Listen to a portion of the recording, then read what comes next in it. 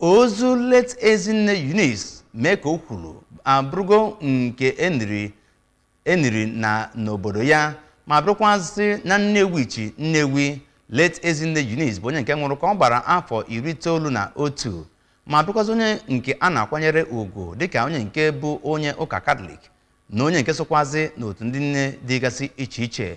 Onye nta akụkọ anyị bụ Justice Onyemobi bụ onye nke ga-ewetara gị akụkọ ahụ.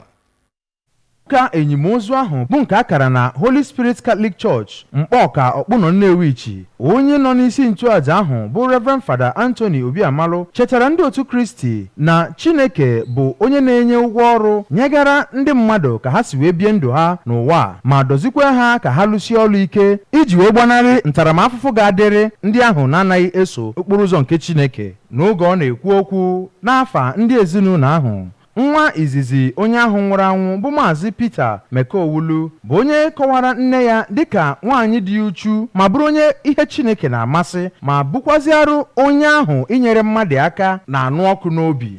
Ọ nọkwaziri n'oge ahụ kelee ndị ahụ bịa soro ha wee kwa nne ha ọfụma. N'okwu ya, onye Chief Executive Officer ya nakwa onye nwe Fela Ejiofor Foundation bụ Maazị Ndubisi Ejiofor kwuru na Oriakụ Ezinne Mekaowulu nke nagoro mmụọ bụ nwaanyị nwere obi ebere ma bụ onye rụsiri ọrụ ike inyere ezinụlọ ya aka ya nakwa ndị ụka n'ọtụtụ ụzọ dị iche iche ma kpekweziere Chineke ka onye ya ezumike. Ndị ọgọ, ndị ikwu na ibe, egwu ọdịnala ya nakwazi ụmụada bụ ndị bịara mgbaru n'otu na mmemme ahụ.